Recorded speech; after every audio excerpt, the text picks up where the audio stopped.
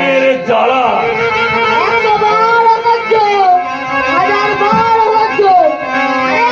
কোথাও কিছু নাই, ওই ভুঁই ফোরবেটা রাতারাতি নদীয়ার মাথা হয়ে গেল।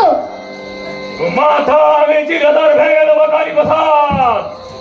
এই শাক্ত ধর্ম নবদ্বীপের বুকে কোন বৈষ্ণবদের আমি মাথা তুলতে দেব না। দেয়া উচিতই নয়।